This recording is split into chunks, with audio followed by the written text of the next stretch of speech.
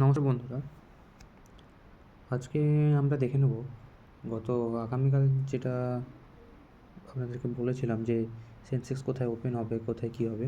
তো সেই ক্ষেত্রে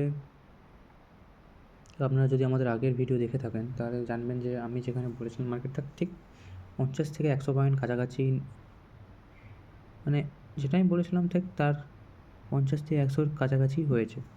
ঠিক আছে, তো আজকের মার্কেট বলতে পারেন খারাপ না। যারা অপশন ট্রেডার তাদের জন্য যথেষ্ট ভালো সুযোগ ছিল পুট সাইডে।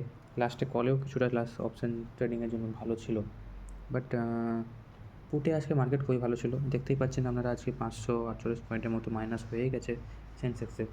তো যথেষ্ট মোটামুটি ডাউন সাইডে মার্কেট ছিল। তো আজকের মার্কেট দেখে যেটা বোঝা যাচ্ছে, তো মার্কেট ক্লোজ হয়েছে 77,302।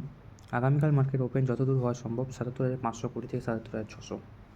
তবে এটা কোনো বাই সেল রেকমেন্ড করা হচ্ছে না, এটা জাস্ট ফর নলেজ। আর আপনারা আপনাদের বাই সেল নিজের দায়িত্বে করবেন। যদি কোনো কনসালটেন্ট থাকে তার সঙ্গে কথা বলে বাই সেল করবেন। ভিডিওটি ভালো লেগে থাকলে লাইক করবেন, চ্যানেলে ভালো লেগে থাকলে সাবস্ক্রাইব করবেন।